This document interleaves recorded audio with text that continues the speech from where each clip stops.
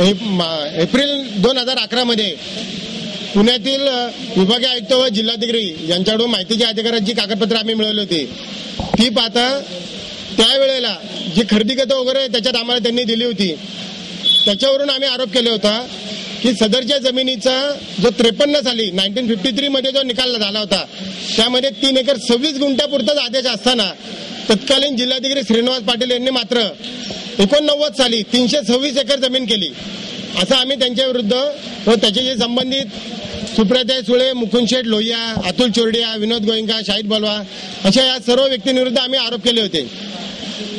आम्ही आरोप केल्यानंतर तत्कालीन जिल्हाधिकारी व सुप्रियाताई सुळेंच्या वतीने आमदार जितेंद्र आव्हाड यांनी आम्हाला जाहीर आवाहन केलं होतं की सदरचे आरोप तुम्ही मागे घ्या, अन्यथा आम्ही तुमच्या विरुद्ध अब्रू नुकसानीची केस दाखल करू. व तशी त्यांनी नोटीस देखील आम्हाला पाठवलेली आहे.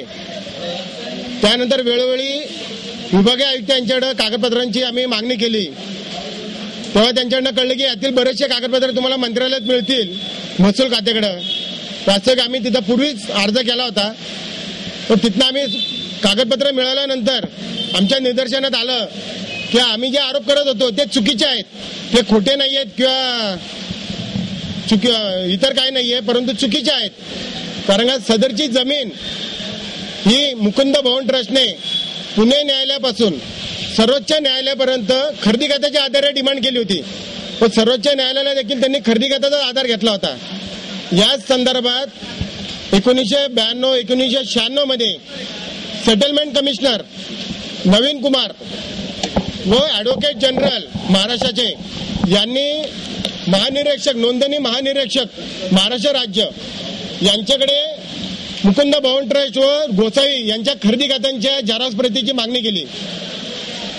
त्या संदर्भात सर्व रेकॉर्ड तपासल्यानंतर सन 1996 मध्येच महाराष्ट्राचे महानिरीक्षक नोंदणी यांनी त्यांचा अहवाल दिलेला आहे शासनाला की मुकुंद भवन ट्रस्ट किंवा मुकुंद शेठ लोहिया, गोसावी अशा कुणाच्या पण नावाच्या खरेदी खताच्या नोंदीच नाहीयेत व अशा कुठलीही खरेदी खतं गव्हर्नमेंट रेकॉर्डला नोंद नाहीयेत. सदरची बाब ही शासनाच्या 96 सालापासून लक्षात आली आहे, तरी पण आजपर्यंत शासन मूग गिळून का गप आहे याची चौकशी केली जावी. कारण 1990 मध्येच सुरुवातीला जेव्हा 89ला जेव्हा श्रीनिवास पाटलांनी तडजोड केली, त्याच्यानंतर काही अधिकाऱ्यांच्या लक्षात आले चुकीचे आहे, तर तत्कालीन मुख्यमंत्री शरद पवार यांच्यावर मीटिंग घेऊन तेव्हा त्यांनी वेळोवेळी निदर्शनास आणून दिलं की सदरच्या जमिनीच्या बाबतीत जी तडजोड झाली त्याच्यात काहीतरी घोटाळा, काहीतरी फ्रॉड झाल्याचं दिसून येत आहे. तरी याची सखोल चौकशी करून रिव्हिजन अपील करावं आणि या जमिनी शासनाच्या करोडो रुपयाच्या वाचवण्यात याव्या. परंतु त्याबाबत पुढे मात्र काही हालचाल झाल्याचं दिसून येत नाहीये व योगायोगाने आता त्याच जमिनीवर शरद पवार यांची मुलगी तिथं बांधकाम करतीये. त्यांचे जवळचे मित्र हिरानंदानी बिल्डर जे आहेत, निरंजन हिरानंदानी, हे सुद्धा त्या मुकुंद भवन ट्रस्टचे ट्रस्टी आहेत, जे मुंबईतील हिरानंदानी बिल्डर्स म्हणून ओळखले जातात. KM गोयंका स्वतः याच्या ट्रस्टी म्हणून वावरताना दिसत आहेत. सगळ्यात शॉकिंग न्यूज अशी आहे की शासनाने कोर्टामध्ये तडजोड केली 89ला, ती पण चुकीच्या बनावट कागदपत्रांच्या आधारे. परंतु या जमिनीचा व्यवहार मात्र KM गोयंकांचे मुलगा DB रिअल्टीचे विनोद गोयंका यांनी मात्र मे 89लाच करून ठेवलेला आहे. नक्की अशी त्यांनी कुठली सोनोग्राफी लावली होती की यांना ऍडव्हान्स मध्येच कळलं की या बाबतीत असा आदेश होणार आहे आणि एवढी जमीन मिळणार आहे. त्यासाठी त्यांनी 32% जमीन घेण्याचा आदेश कागदपत्र बनवलेले आहेत KM गोयंका यांनी, विनोद गोयंका यांनी. आणि आज त्या ठिकाणी 5 स्टार व IT सेंटर सर्व उभे आहेत. तर याच्या बाबत आता सर्वोच्च न्यायालयाच्या जर ही गोष्ट निदर्शनात आली आता की सदरच्या जमिनीच्या बनावट व बोगस दस्तावेजांच्या आधारे सर्वोच्च न्यायालयाची दिशाभूल केली, तर आता माझा प्रश्न असा आहे की परत आता कोर्ट माझ्याकडनंच अपेक्षा ठेवणार का की मी PL दाखल करावी?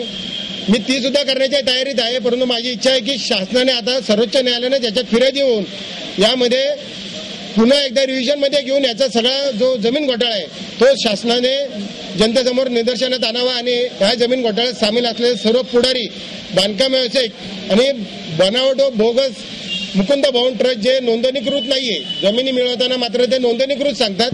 जमिनी मिळाल्यानंतर जेव्हा चौकशी केली जाती तेव्हा धर्मादाय आयुक्त सांगतात की ही बोगस संस्था आहे, ही कुठेही आमच्याकडे नोंद नाहीये.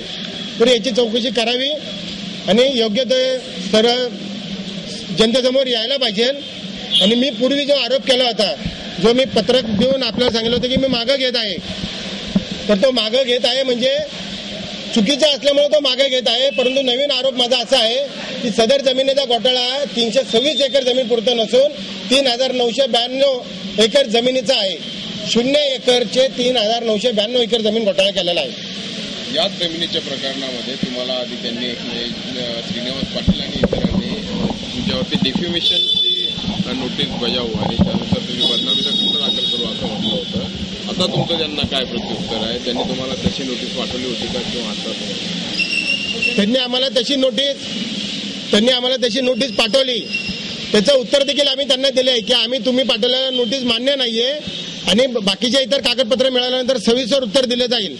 तर त्याबाबत आता आम्हाला सर्व कागदपत्र मंत्रालयातून मिळालेली आहेत. दिलीप बंडे यांची कृपा की त्यांनी आम्हाला तो रस्ता दाखवला मंत्रालयाचा.